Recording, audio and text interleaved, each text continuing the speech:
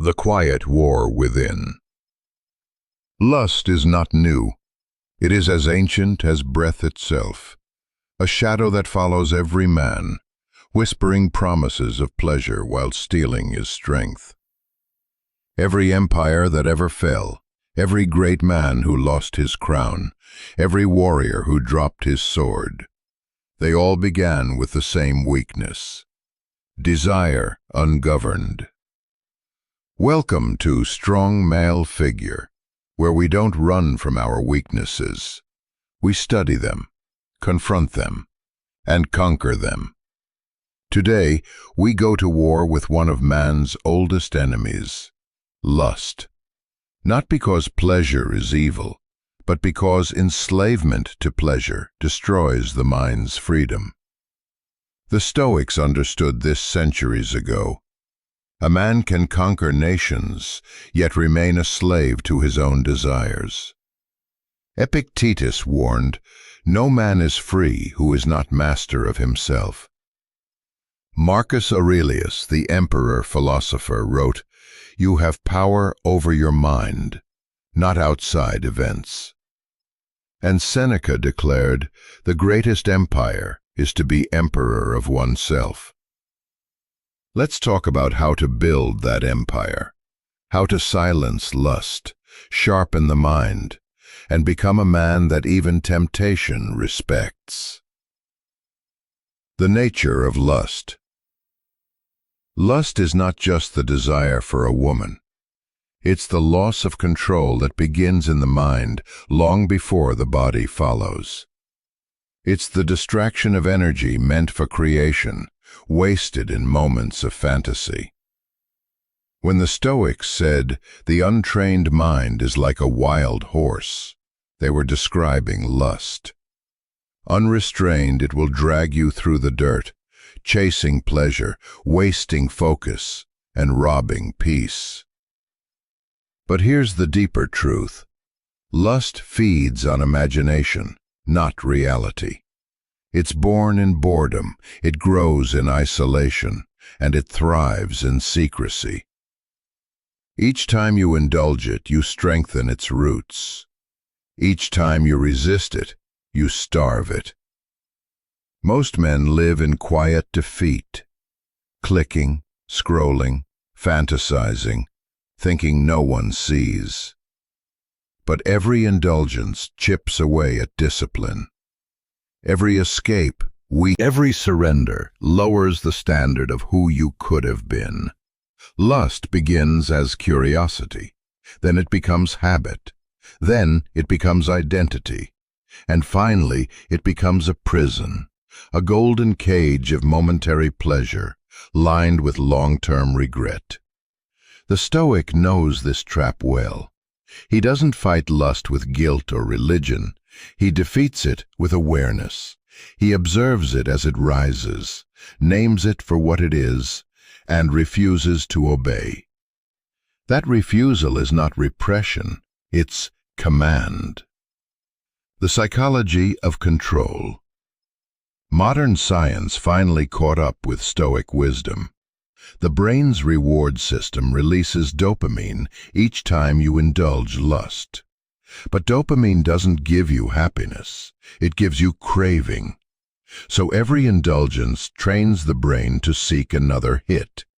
You start needing more to feel less, more images, more stimulation, more novelty. And like any addiction, the return diminishes while the hunger grows. You're not broken, you're conditioned. But conditioning can be rewired. The Stoics would say, remove yourself from what weakens you. If the battlefield is your phone, your room, or your habits, change them. A wise man does not walk into battle unarmed. When you withdraw from stimulation, your brain rebels at first. You'll feel restless, distracted, even empty. That's not weakness, that's withdrawal. You are reclaiming your dopamine from the system that stole it. And after a few days, something changes. You feel clarity returning. Focus reappears. You start noticing beauty in simplicity. That's your natural mind coming back. You're not quitting pleasure, you're reclaiming presence. The Stoic battlefield. Marcus Aurelius trained his mind daily to face temptation. In his Meditations, he wrote, "When you are tempted to seek pleasure, remind yourself that this too will pass, leaving emptiness behind." He wasn't running from desire, he was seeing through it. To overcome lust, you must treat it as a test, not a curse, a test of your ability to hold power within. Every moment of restraint is like tempering steel. Heat it, shape it, cool it, strengthen it. Lust is the fire. Your will is the blade. Each time you resist, you forge a sharper mind. You will not master lust by fear. You will not master it by hatred. You will master it by understanding that you are not your urges. You are the observer, not the impulse. When temptation rises, don't panic. Breathe. Watch the thought. See it like a cloud passing through the sky. It appears, it stays, and then it fades. The weak man reacts. The wise man remains still. The Stoic doesn't suppress emotion. He subdues it through observation. He doesn't run from the wave. He rides it until it breaks. He doesn't fight darkness. He becomes light. The practice of abstinence. Abstinence is not punishment. It is purification. When you abstain from lust, you're not depriving yourself, you're detoxing your mind. Every time you resist, you collect power. Every time you say no, you regain command. A week of restraint makes you clear-headed. A month makes you creative. A year makes you unstoppable. You begin to see the world differently. Your conversations deepen. Your voice gains weight. Your eyes start to pierce through people, not because of dominance, but presence. There's something magnetic about a man who's not easily moved by lust. He's grounded, unbothered, focused. While others chase pleasure, he chases purpose. That's what women respect, what men admire, and what the world remembers. The man who stands still while everyone else is shaking. The Stoics would say, withdraw into yourself. Master the inner citadel. That's what abstinence does. It strengthens your citadel. Building new habits. You cannot remove lust from your life. You can only replace it. You must build habits so strong that temptation has no room to grow. Wake early. Exercise daily. Keep your body tired and your mind occupied with creation. Idle time is lust's playground. When your energy has nowhere to go, it turns inward and poisons you. The Stoics practiced intentional hardship, cold baths, early mornings, fasting, silence. Why? Because ease breeds weakness, and discomfort breeds clarity. When you discipline the body, the mind obeys.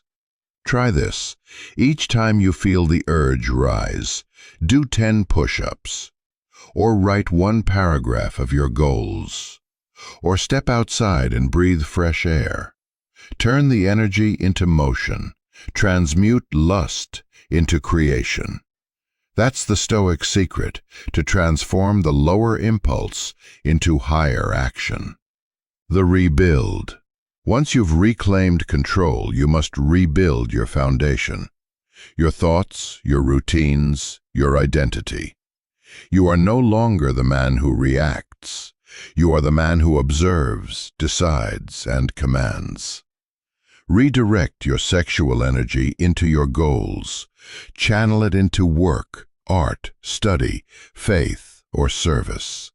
The same energy that once led you to temptation can now lead you to transformation. This is why many great men, inventors, philosophers, warriors, practiced restraint, because they knew the truth. The man who conquers himself creates miracles. Every ounce of energy that is not wasted becomes fuel for progress. When you rise early, your mind is still. When you meditate, your heart quiets. When you create, your soul ascends. And when you master lust, your spirit becomes indestructible. The mind without sex. Imagine a mind completely detached from the pull of the flesh, calm, clear, focused. A mind that sees beauty but does not crave to possess it. That is the mind of the Stoic. He admires form, but he's not enslaved by it. He acknowledges desire, but he does not obey it. He feels attraction, but he doesn't kneel before it. Such a man becomes magnetic, not because he chases, but because he embodies control. He doesn't beg for attention. He commands respect. His discipline radiates power. When others chase stimulation, he chases stillness. When others scroll through illusions, he builds reality. When others burn out, he becomes light itself. That is the reward of self-mastery, not the absence of desire, but the presence of peace. The modern trap. Today's world is designed to enslave men through pleasure. Advertising, entertainment, and even social media weaponize lust. It's no longer just desire, it's manipulation. You are bombarded by images engineered to trigger dopamine. Your attention is the currency. Your weakness is the product. Every time you give in, you're not only feeding lust, you're feeding the system that profits from your distraction. A Stoic man becomes unprofitable to that system. He doesn't click, he doesn't chase, he doesn't indulge. And because he doesn't consume, he creates. That's what frightens the modern world, a man who is calm, focused, and disciplined in a culture built on chaos. Rewiring the mind. Every urge begins with a thought. You cannot erase thoughts, but you can redirect them. When lust arises, shift your attention immediately to creation. Channel it, transmute it. Think of your goals. Visualize your purpose. See the man you are becoming. Breathe deeply. Sit upright. Feel your spine lengthen. That's your power, returning to its throne. The Stoics practiced visualization, not of fantasy, but of discipline. They would imagine temptation appearing before them and choose to remain unmoved. Each visualization strengthens your response in real life. Remember, the goal is not suppression, it's sovereignty. You are not escaping lust, you are commanding it. The energy of purpose.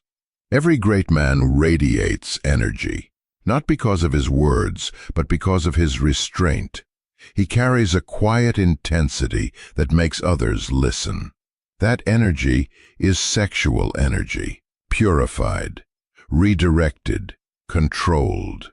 When you channel it into your purpose, it becomes charisma. When you channel it into creation, it becomes art. When you channel it into service, it becomes influence. The same energy that destroys undisciplined men empowers those who master it. You become focused, magnetic, and spiritually strong. People feel it before they see it, because control emits power. This is why the Stoics never feared temptation. They used it as fuel. Every time you feel lust rise, remember, you are being given raw energy. You can waste it, or you can wield it. The calm after victory. Once you've gained control, something remarkable happens. The mind becomes still. You start to see the world differently. You no longer chase women. You understand them. You no longer crave validation. You respect yourself. You no longer confuse pleasure with peace. Your body becomes your servant, not your master. Your emotions become tools, not traps. Your attention becomes sacred, spent only on what matters. This is not suppression. This is transcendence. The Stoics called it ataraxia, a state of calm beyond disturbance. It's not coldness, it's clarity, the ability to look at temptation and simply smile, knowing it has no power over you anymore. That is freedom. Final words of the Stoic. Understand this truth. Lust is not evil, it's energy. When uncontrolled, it burns and blinds. When mastered, it illuminates and builds. Every time you resist, you win. Every time you redirect, you rise. Every time you stay silent when your flesh screams, you prove to yourself that you are not a slave. You are a sovereign. The path is not easy, but neither is greatness. You are not born to waste your strength on impulses. You were born to rule your own kingdom, the kingdom within. So the next time lust whispers, remember this. You are not here to be entertained by illusions. You are here to become reality itself, grounded, disciplined, unshakable. That's what it means to be a strong male figure, to rule not with emotion, but with awareness. To command not others, but yourself. And when the world sees that kind of man, it bows. SST. The war against lust is the war for your mind. Win it, and every other victory will follow. Your focus will sharpen, your peace will deepen, your purpose will ignite. Remember this ancient truth.